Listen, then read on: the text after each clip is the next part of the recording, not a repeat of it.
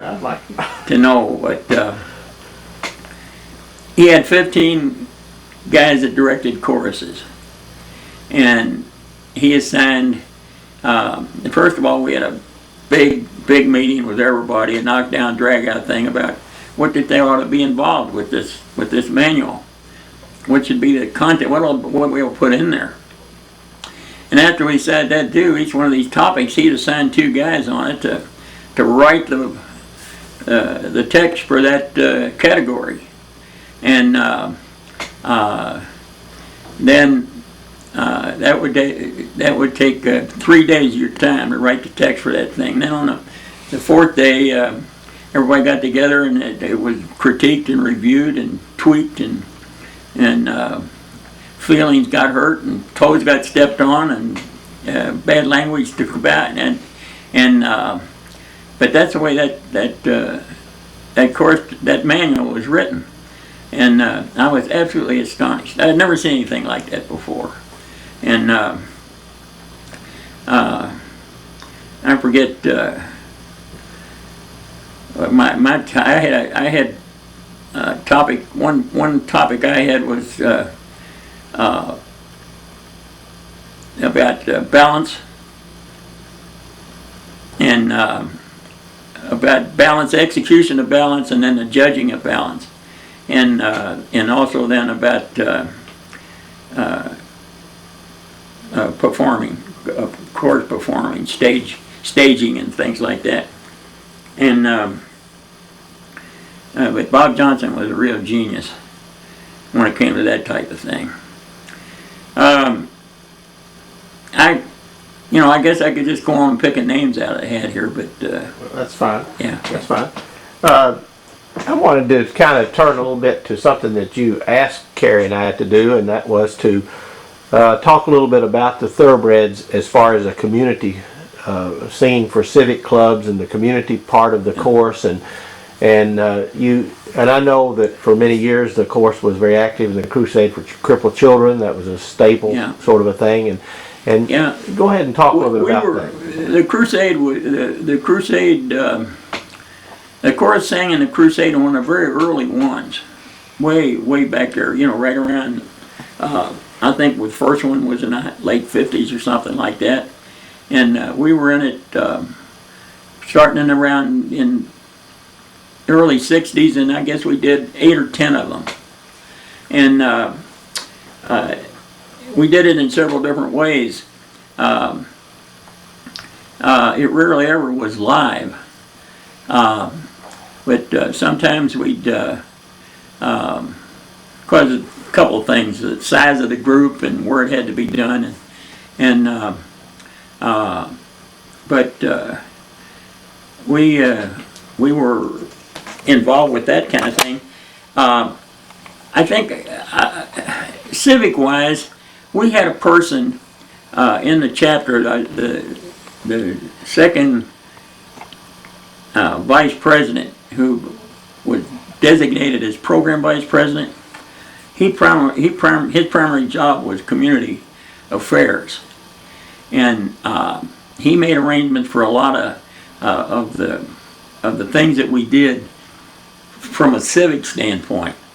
Now, just performing, not necessarily in that vein, but for revenue, was a big part of the way we supported ourselves.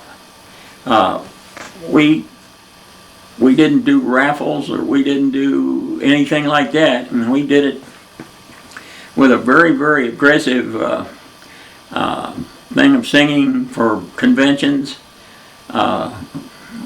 parties, whatever it might be, and of course later on, I mean, Kenny Sly made that same thing happen for you guys later on. Yeah, he did. It was that same kind of thing. It took place that we had going for us on that kind of thing, and we would do probably, I would say, in a year's time, we would do 16 to 17 of those things. And that's pretty much the way we supported ourselves, other than our shows and everything. But we do that like that. And so the civic activities were there, but they were mixed in with general. We're performing for a fee, and it did stay balanced up pretty good. Stayed balanced up pretty good. I'd understood that it seems hard to the course the way it is today, but my feelings are that you all could pretty well perform 30 or 40 tunes at any time, which makes actually we had a repertoire a little bit more than that. We had around 50, 52, 53 songs that we could do at any one time, and that's quite a nice little thing that I'm very proud of. But we were able to do that, because you always run into that criticism, about a competing chorus.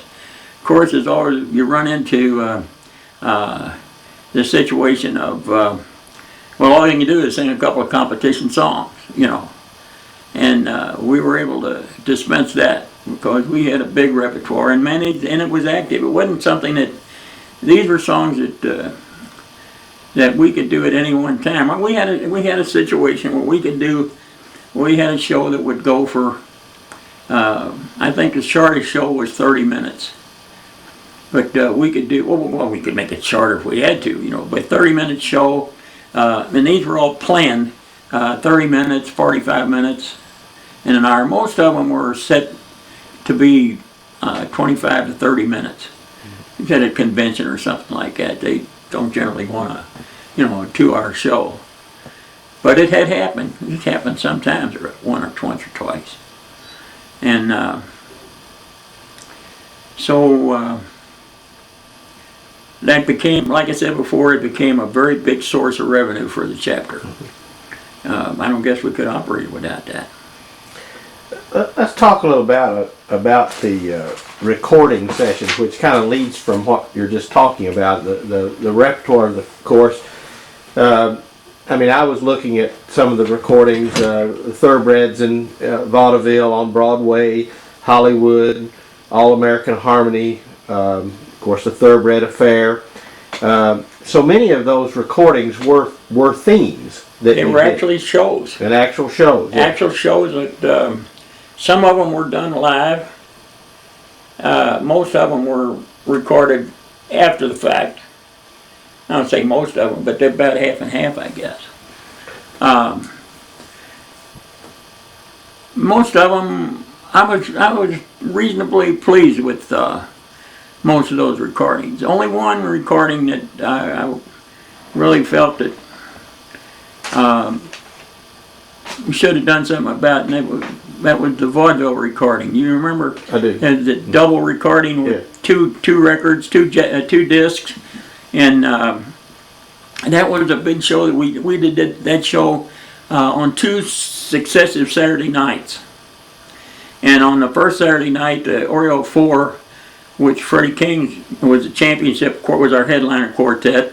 And the next Saturday night was the 4 Statesmen, who were champions, and they were the headline quartet. So we had 2 different quartets in there. And then the chorus was, the show was a very long show, and it was a lot of music was done.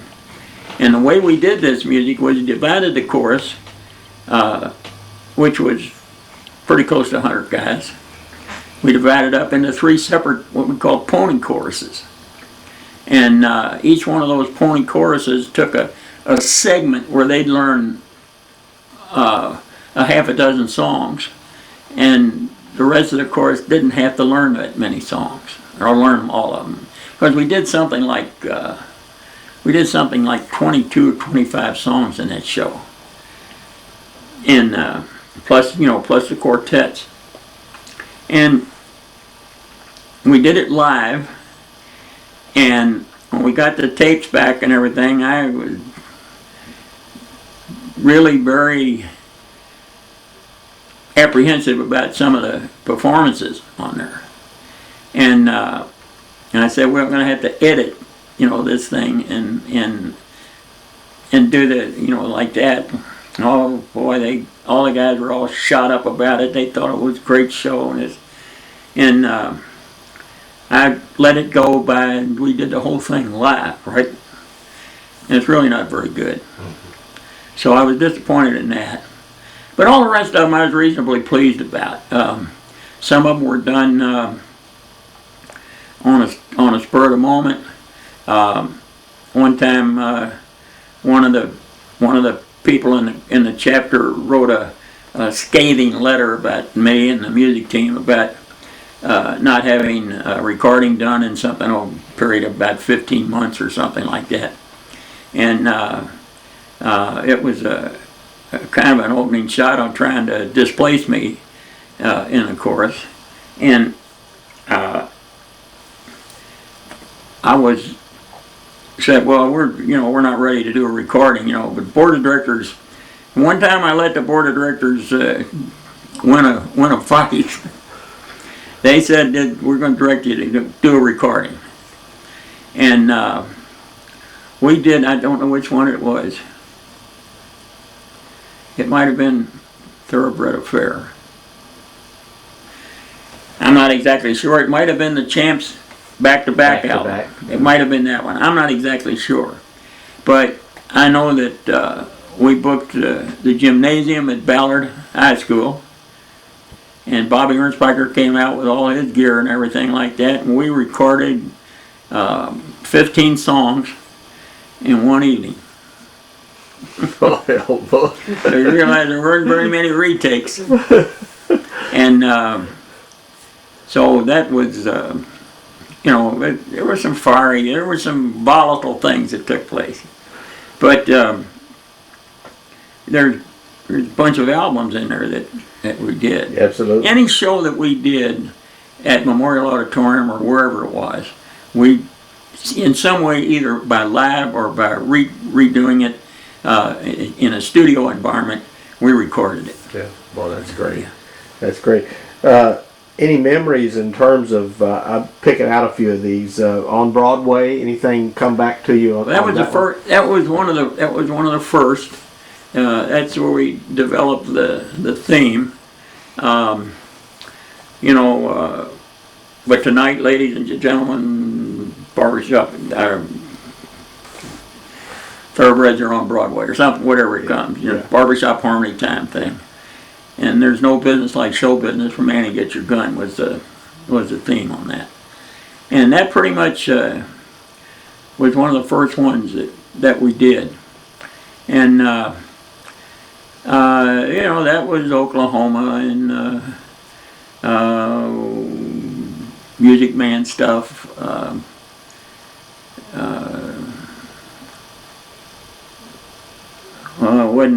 It wasn't any. But anyway, that's the way those things came about. We did a Western show one time, and I lost that tape somehow. I lent the tape to somebody and they recorded something over top of it. Oh, wow. Oh boy! I don't know whether that was a Western tape, Western show. And the circus one was interesting. Yeah. On the big top. How did that come about? Looking for some form of show business that we were, and you had a list of what show business was that you could consider show business.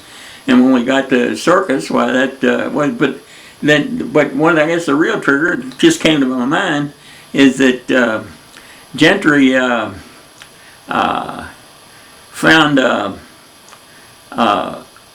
a circus song that just fell right into line when he showed up with this circus song, and what it was, my memory is going to go out on me here, Troy. What it was the theme music from a movie with Pat Boone and State Fair, maybe. Huh? Was it State Fair? No. I know the name of the movie. The movie was called Mardi Gras. Oh, okay. And how did that thing go?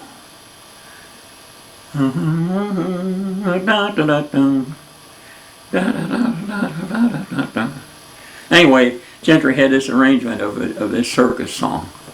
And we got a circus song here, let's learn it and build on it. And things were probably run a little looser than what real tight ships were. But we spent a lot of time trying to get things really right. We never did do a show without really a whole bunch of planning by the whole team. Selection of music, distribution of songs to quartets, and all of those kind of things were pretty well planned out in advance.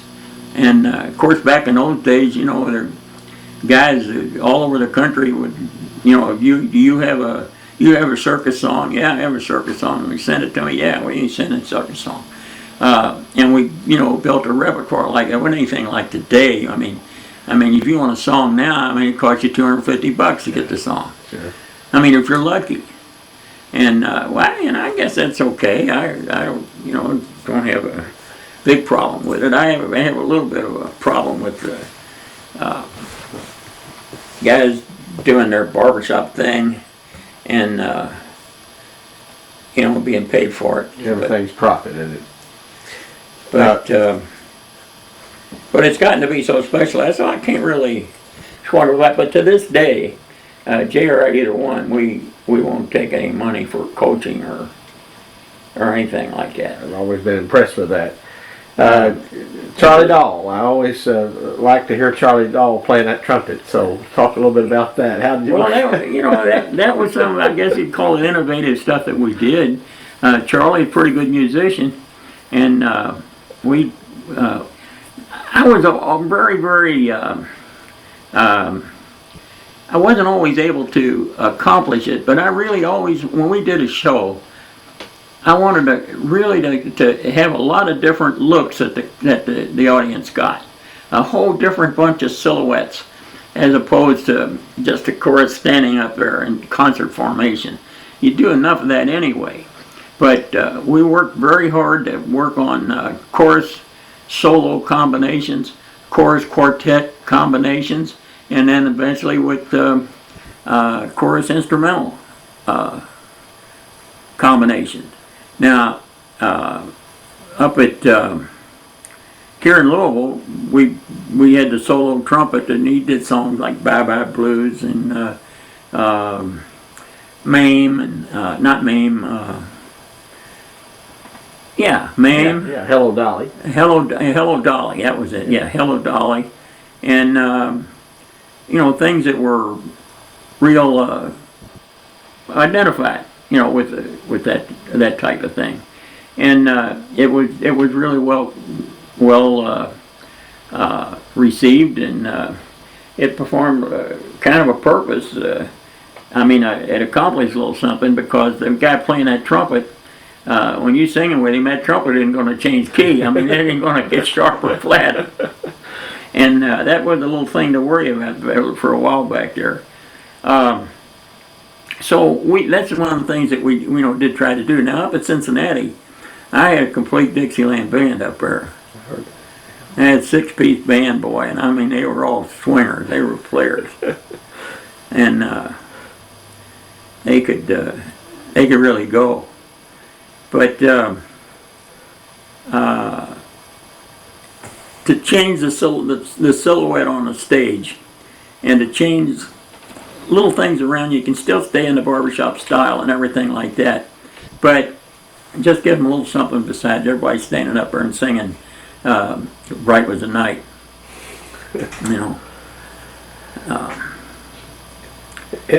In those days, Jim, it seemed like that the Thoroughbreds in the 60s and 70s were pretty much the place to be during those annual shows. I know that people came from a long way to see the Thoroughbreds. Yeah. Well, the first thing we did was that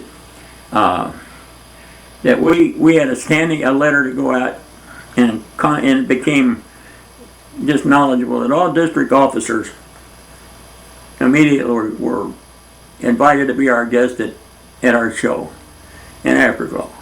And we always had 2 or 3 of those that would come in for that. But then a lot of people would come in to see the shows because they were pretty innovative at the time, you know, as opposed to just standing up there and singing chorus songs. I mean, we were the first, not the first, but I mean, we were among the first that did theme shows or book shows. And some of the stuff was original stuff. Our Western show was a classic. I mean, very simple situation. The chorus was on its way to Los Angeles to sing a trophy away. And on the way out there, we stopped at a Dude Ranch, and the owner of the Dude Ranch, his entertainment got locked up in a, somehow or other couldn't make it in, and he begged us to provide his floor show one night, and that was, you know, excuse for that. And that was Tim Stivers was the Dude Ranch owner, and the promoter. Well, what happened was is that this guy heard us sing, and he never heard anything quite like it. And he was a promoter, you know, bad reputation, a guy that wasn't the nicest guy in the world. And then he got heard, you know, that they didn't have a floor show. So he figured he could figure if he could get us to do the floor show. And we said, well, what will you charge? Well, I wouldn't charge anything. We're here, you know. And he was going to sell the show, keep all the money. And his name was Slick Skinner. That was his name.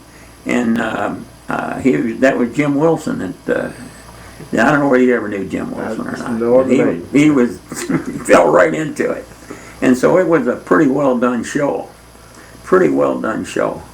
And Wilson wrote most of it, and Jerry Sample was involved with some of the, not so much the creative part of it, but he was heavily involved in the show, being the chapter president. And then later on was Chuck Foslone was involved with some of that creative end of the thing. Poor guy had some big fall or something and killed himself, maybe. But anyway, that's where we stand here. Yeah, that's pretty exciting. Let's finish today, or whatever you want to do. We're kind of to the point of where we're wrapping some things up now, and Carrie and I talked before we came in that you wanted to talk a little bit about your family. So yeah, I'd like to finish the day with that as long as you need on that. Well, you know, I hardly even know where to begin on something like this. I've already told you about my dad was a barber shopper, and I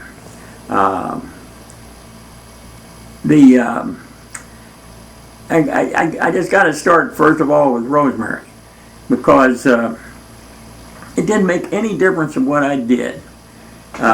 From the time we were married, and you know, we were both just 20 years old when we got married, and from the time that, and I was still in the service as a matter of fact, and it made no difference what it was, whether it was sports or whether it was anything.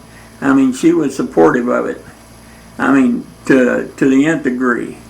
And I always did say that in the whole family, she's the best barbershopper in the whole bunch. You know, can't sing a lick, but she's really something. But and then it goes completely beyond all that. I mean, Rosemary is the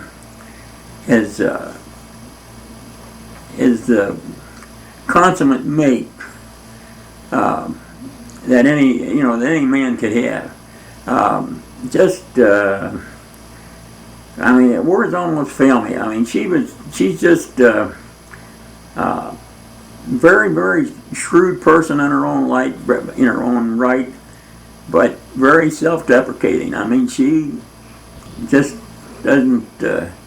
She wants to stay in the background all the time, and she'd much rather, be cleaning the woodwork than she would be out in front of somebody. As a matter of fact, they gave me way back, middle 60s, they gave me the district barbershopper of the year thing, and they thought it would be great to have her present it because it was a big surprise, you know. And I'm telling you, when she walked out on that stage, I mean, you thought she was walking to her execution. Yeah, but she has been, and continues to be. I know it's kind of hackneyed to say something about being your best friend, but she is that. And we almost right now we do almost everything together. I mean, almost ever since we both retired, we almost do everything together. And from a barbershop standpoint, she is known. I mean, people know her and from all over the country, because she's just one of these people that'll stay in the background, but everybody loves her. And so, I'm actually frowning about what I can say about her, because in barbershop terms, she's a good baritone, isn't she? well, no, I don't know about that, but yeah, I'll say that. Because she does about everything that needs to be done in the right place and the right time. And then of course it goes from there to the girls. They have been, so terrific. I suppose you know, but I guess everybody knows, both of our girls are adopted.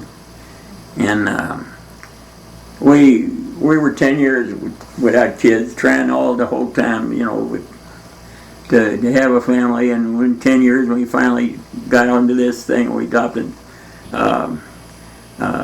these two girls, and Donna was supposed to be a boy, and I told the service, it was Catholic Charities, that I said, get me a boy with big feet, and I'll wait till he's 8 years old before I start him in school, and by the time he's a senior in high school, he'll be a brute. And then they called us up, and said, come down and pick up your baby girl. Our room was painted blue. Everything, and it was just a complete opposite of that. Rosemary, I don't know whether you can see her, there's a picture there with her fish. She loved to fish, and that was made way up in Detroit, up in Michigan someplace, when that's about a week before we got Donna. And then 4 years later we got Kathy, and the first time I wanted a boy and Donna wanted a girl, and we got the girl, and the second time I wanted another girl and Donna wanted a boy, and so we just put down infant, and we got Kathy. These kids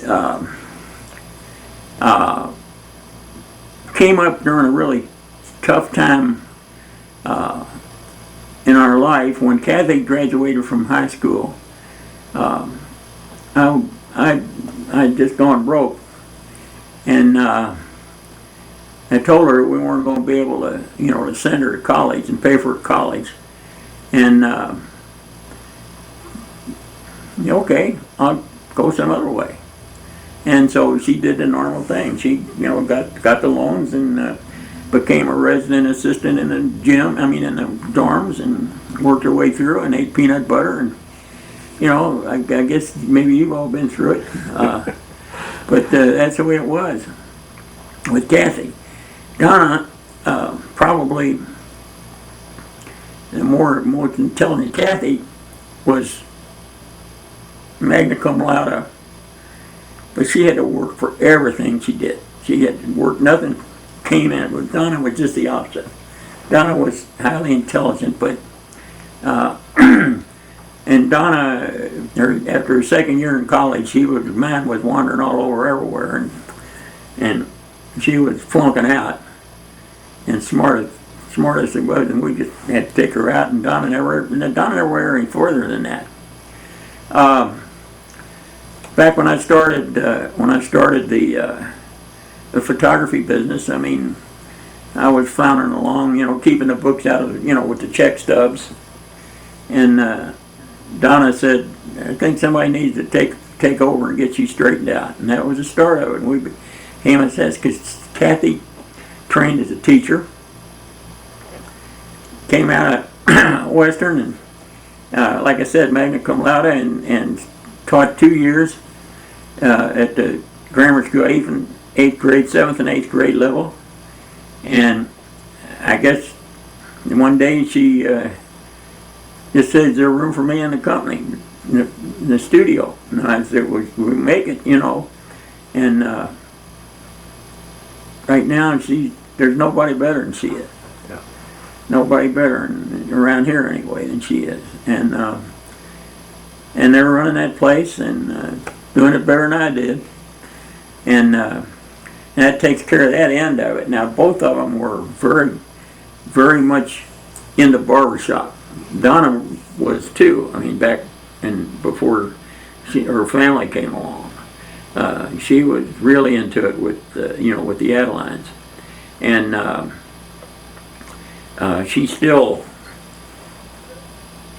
great friends with. No, she knows more barbershoppers than I do. I'm pretty sure, and. Kathy, of course, is a great performer. She's good chance to they got a chance at winning her in the top 5 with Pride of Kentucky this year. And Christina, the grandchild, had a quartet that was destined to win. And the lead singer's husband got relocated up into New England or something, and they had to break up. And that's just happened in the last couple of months. And as a matter of fact, they're thinking very seriously about, or at least the talk is of having Joe Connolly's wife to sing lead for them with. Oh. Now, she's a little bit older than Joe. Matter of fact, she's in her 50s, I think. And but she's supposed to be a pretty good singer. And so the chances so she's still got maybe a shot at that.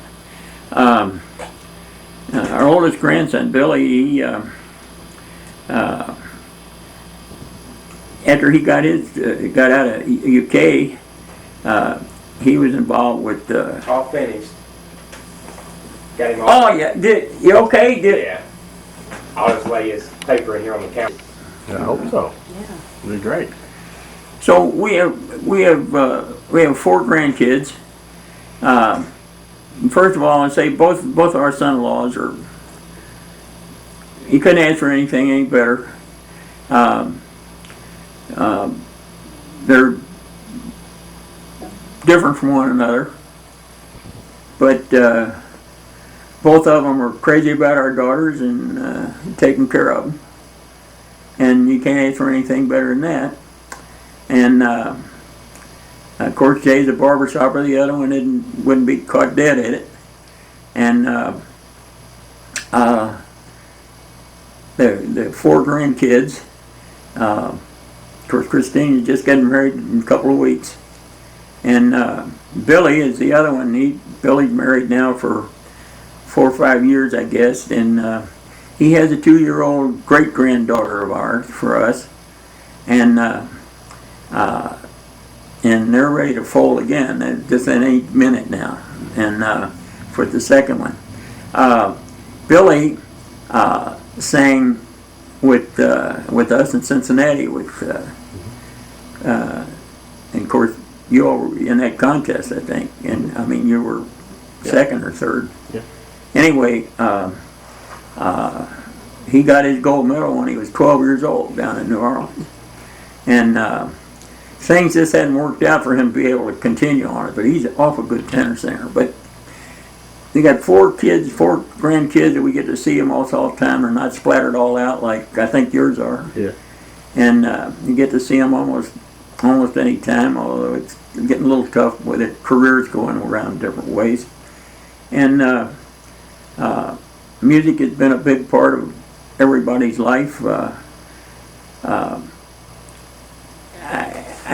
one thing to mention about Jay is that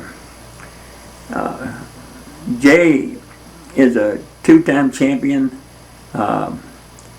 Could very easily have gotten into where barbershop could have influenced his life a whole lot more than what it did. But he, like I said, he's a two-time champion, and I couldn't be more proud of him. But the thing that means the most to me about Jay is that even with all of this stuff, that he has never failed to take care of his family and to take care of that job.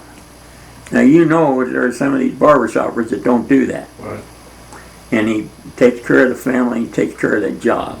And that's the thing that I'm the most proud of him about, is being able to do that.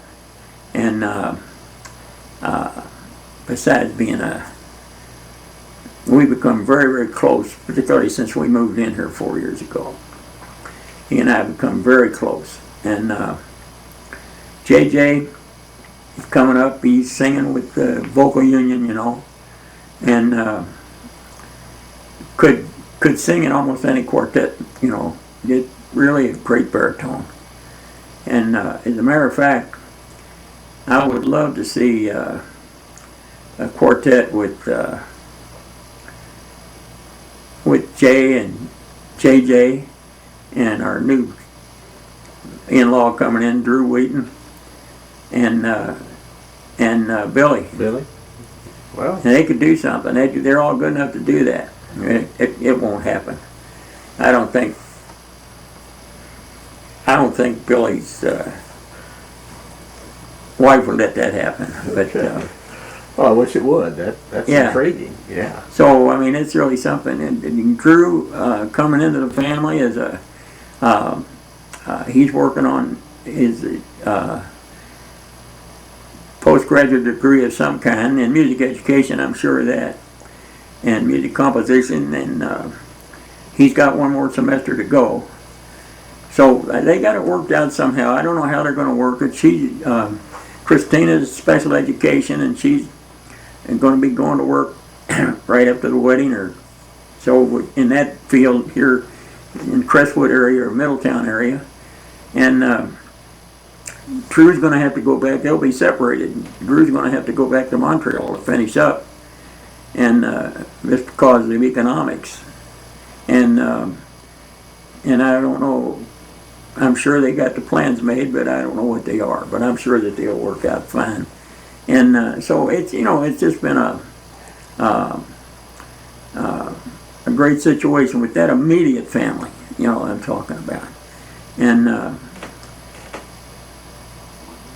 I'm frowning around because I'm so that family just tears me up. I'm so thankful about it, So I guess that'll take care of it for right now.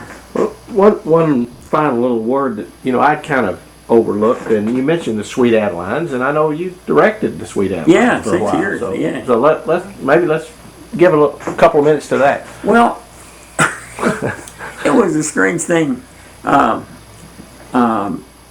When the Sweet Adelines here they were in a lot of turmoil. Chapters were merging and falling apart, and all kinds of things going on. And this one chapter was where they didn't have a director, and without a director, they were going to fold up, I guess. And so they got to Rosemary, and they asked me if I'd direct them. I said, well, I don't think I can handle this. And then they got to Rosemary, and she said, well, I really wish you'd do it. And I said, no, that answered that question, And so I said, okay. So I directed that chorus for it, now Pride of Kentucky. And I directed that chorus for, about 6 years. And we went to the International in a couple times, and but I never could get the hang. I mean, me and the Sweet Adelines just didn't quite always have the same set of priorities. For example, you get ready to you're working on competitive. You right down to the within a couple of weeks, and you never have your whole chorus up there. There'd always be a half a dozen of them off in the other room, getting their hemlines taken care of. I mean, hemlines and purses were the priority. I mean, what to do, you know, when they went on stage, what they're going to do with their purses, and that was you know. And I think when I first joined them, they were getting ready to do a show, and the show was pretty far along. We were within a month of the show coming along, going on, and so we started going through the repertoire, and there was one song. This song just wasn't going to make it. I mean, it's, you know, bad. And so I said to, you know, my section leaders are part of, I call them music team. They demanded a job description and titles. But anyway,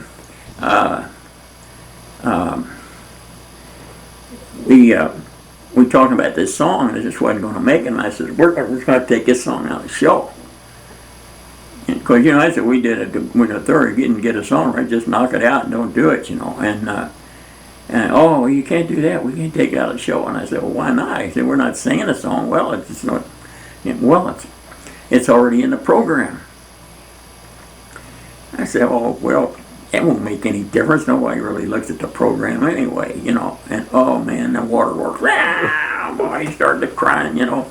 And everything so happened the girl writer was a program chairman, and it was all my, you know. And so I never did ever really master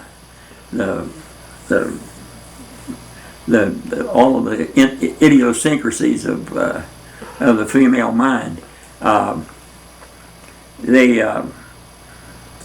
Like I said, they wanted to know if you were trying to set up something, you know. And with me, like say we're working on a song, and I want to get a certain little effect on a thing.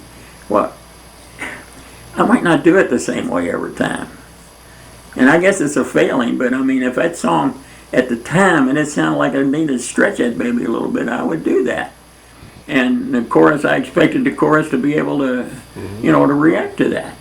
And I call it reacting to the chemistry of the moment, you know. And like I said, you know, and boy, they just, you know, had a difficult time with, you know, with anything like that. Exactly. The music team, and I said, I laid them out what I want them to do. Is, you know, anything happens and you want to correct it, let's stop and get it done, you know, do this and that and the other thing. And we spent 2 hours one night laying out the duties of the section leaders.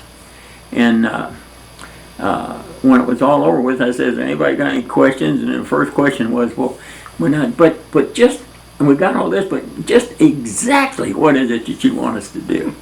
You know, and I'll never forget that. I can't handle this. But the girls are tougher than the guys. They're tougher than the guys. They work harder than the guys. They, you know, I had to admire that. They, you know, they didn't want to ever take a break. You know, if they wanted to, let's keep going. Well, let's everybody just get cool off here a little bit, and we'll be more efficient when we come back on. Let's keep going. Just keep going. So they were tougher than anyone I've ever been around. They tougher than the guys.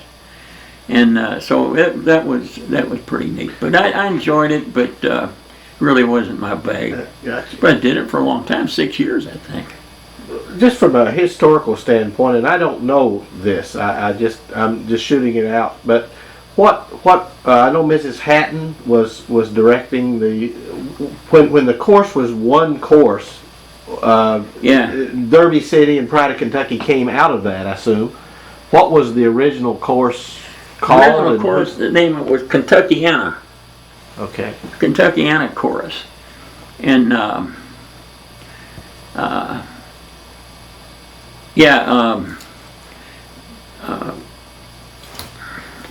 starting to worry now about her first name. Mary Jo. Mary Jo. Mary Jo, yeah. Mary Jo. Mary Jo directed them, and Mary Jo, a very learned person. And Not the easiest person to get along with, and very determined on what she wanted to do, and a very hard worker. And then I think she moved out of town. And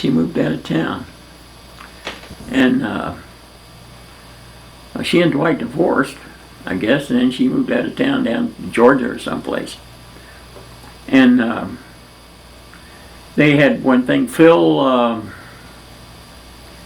the devil was his name, Phil. I'm starting to worry about this business with names. But he was their director for a long time, and good guy, good man. And I don't know what it was that reason he stopped.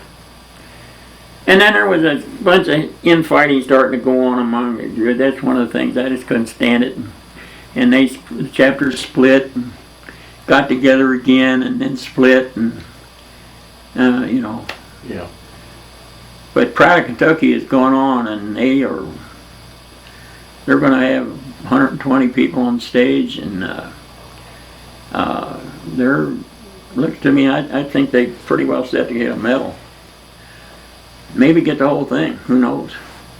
Yeah.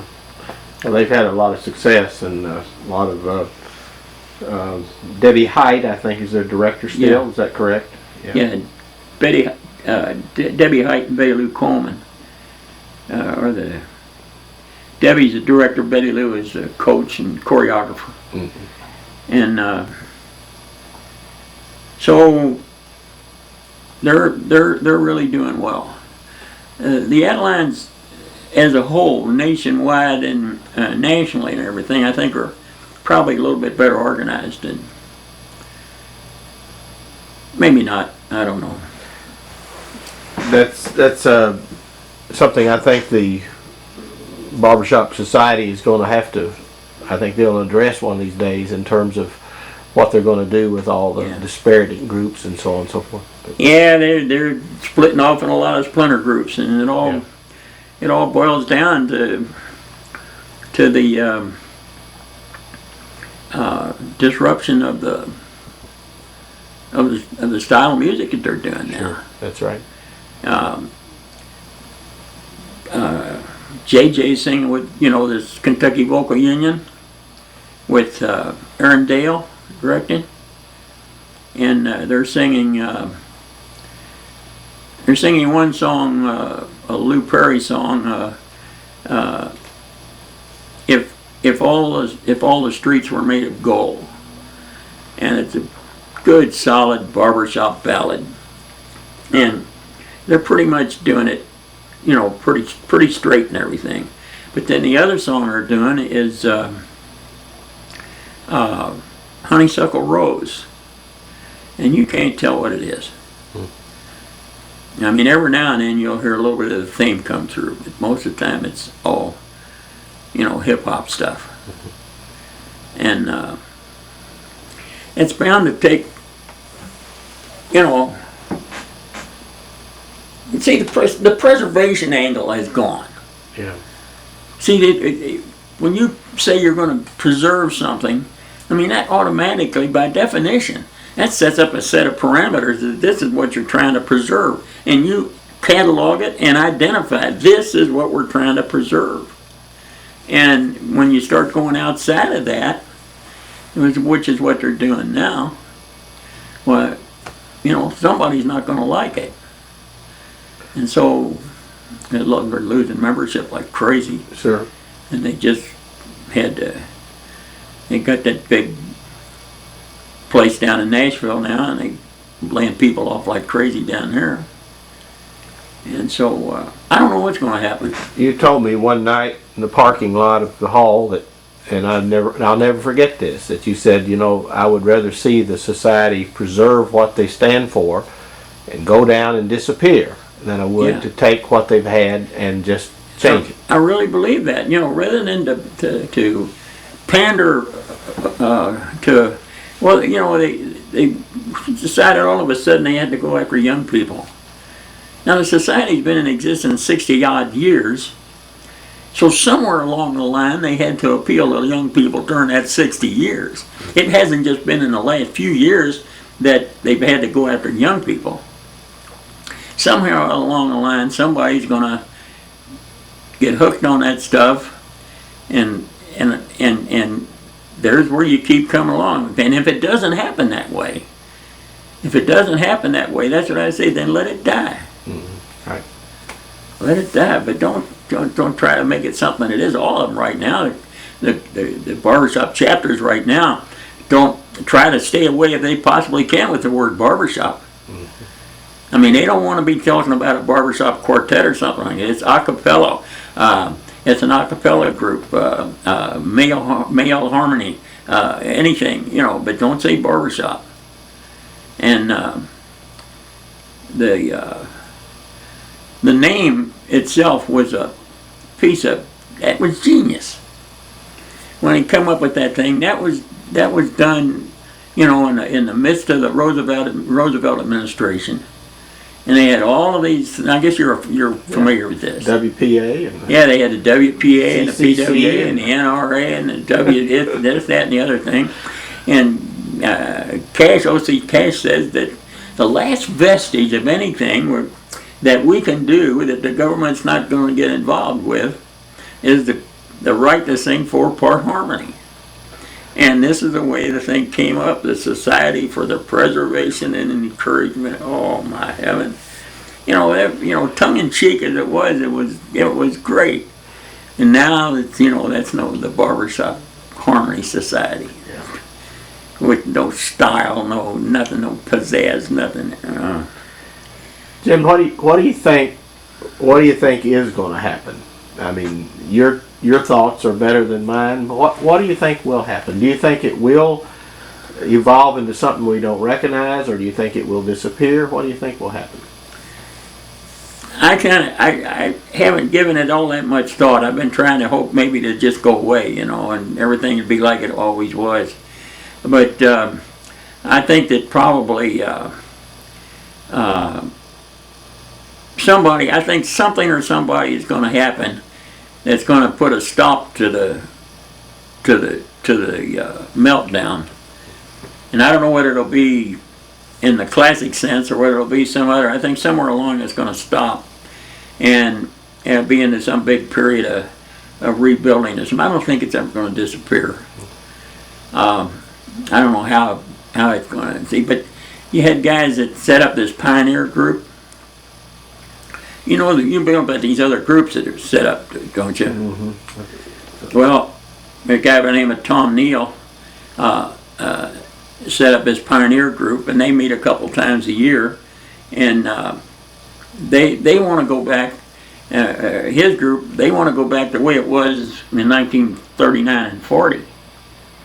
I mean, 5 categories, no choruses, sing chords. You know, don't make music. They want it to go back just the way it was. And that ain't going to work. No. No, that ain't going to work. No. But that period of time when the Thoroughbreds were riding high, that's when the golden years were. Sure. We had the best of everything going along, and then they started to push the envelope and trying to think that in order to get young kids in there, they had to start singing their kind of music. And that's when I said, you know, if you had to do that, then let it die. Yeah, in the 20 odd years that I've been in, I mean, I've seen the difference between Kansas City in '89 and Anaheim in 2009 is like 2 different things. It's not you know, it's not in. Of course, you saw it for all that period of time. Well, it's turned from a social organization, from a family social organization, to just another trade show.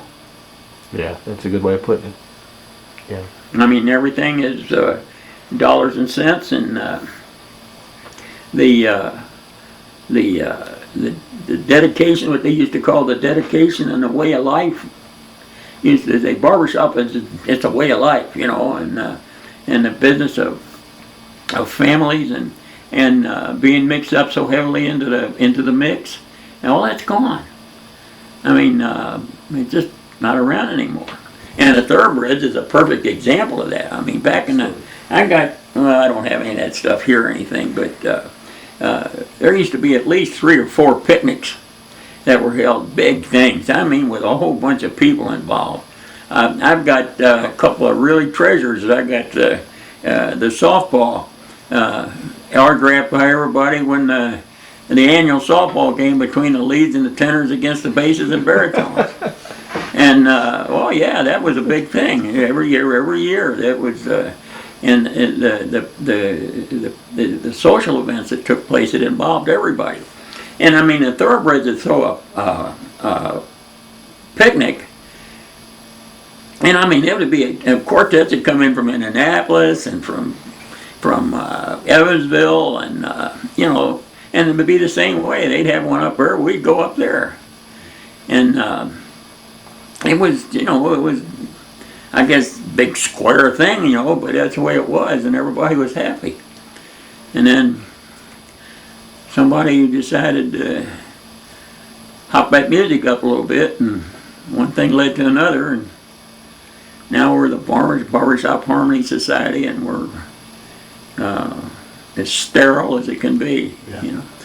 You know, I wonder, you mentioned the vocal majority, and I kind of share your thoughts that their time may be kind of coming to an end. And I don't mean an end in a sense, but Yeah. I mean in that their reign is champion. And I kind of maybe see that as the Thoroughbreds had an era. Vocal majority is going to be looked at as an era. And you wonder from here on, you know, if we'll recognize it too much, because the vocal majority has stayed fairly close in terms of competition. Am I right? I know Yeah. their performance has reached way beyond the Yeah. mainstream, so to speak, but they've been pretty true. Clancy's been pretty true to the competition part of Oh it. yeah. You know, Yeah.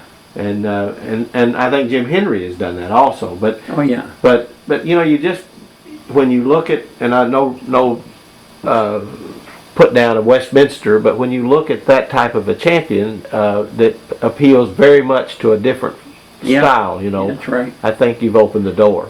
Yeah. And not So sure. it's just hard to. It's you know, it's kind of a big disappointment, because I mean, I've had my time, you know, so I can sit back and say, oh well, I regret all this, but I've already had the good times. Yeah. You have too, up to a certain Yeah, point. yeah, I have. Yeah. You've had up to a certain point.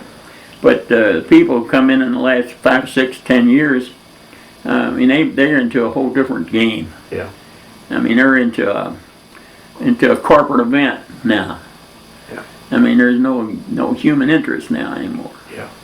And you know, I think, Jim, to finish the day, that's why Carrie and University of Louisville and I certainly have wanted to do this with you, because I think we are seeing that the society that you knew and helped to fashion is disappearing, and that doesn't mean that you know, maybe it'll be better, I don't know, but what you experienced during these years has been unique and something that we all want to touch in some way. You know, I guess maybe I didn't expand on it. You had the opening a little while back, but looking back, something just struck me. I mean, during the period of time from the 60s, say the middle 60s up until even right now to a certain extent, but up to through turn of the century, the Thoroughbreds were really intertwined with civic activities. I mean, we're really a part of the scene, more so than what we touched on here. I mean, they were, I'm just trying to think, they were involved with other groups. I'm thinking of when George Mester, you know, George Mester was the symphony conductor at another time, Yeah. way back. Yes, I remember that. And then he left, and when he was here then, we were really hooked in with the Louisville Symphony, with the Louisville Orchestra. And there were several big shows that were planned, you know, with the combined orchestra chorus thing. You know, they had that old songs, they had the score done up for orchestra and voice. And it was the old songs deal, and they had one, I think, a Music Man medley, and then something else was it. And so, there were 3 scores that were arranged for symphony and barbershop chorus. And we were involved. George Mester was going to do all 3 of them over a period of about 3 years. He was going to do all 3 of them, and we were really involved with the orchestra. As a matter of fact, the Citations sang at the wedding reception of the concertmaster of the Louisville Orchestra. Oh, really? It was Peter McHugh, Okay. and we sang at his reception. We were involved. Now, this was primarily the Citations, but the chorus, up to a certain extent, were very, very much involved with McDowell Music. What do they call it? McDowell Music. It's a study group here in town. Carol.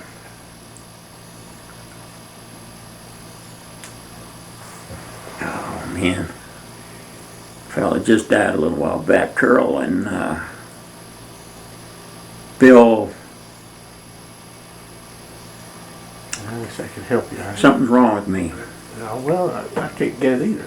Well, anyway, she was begging. This McDowell, how was it called?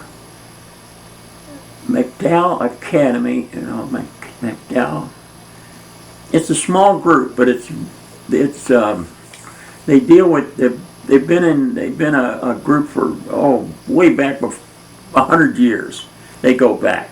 And they primarily deal with presentation and preservation of the classics, small string ensembles, brass ensembles,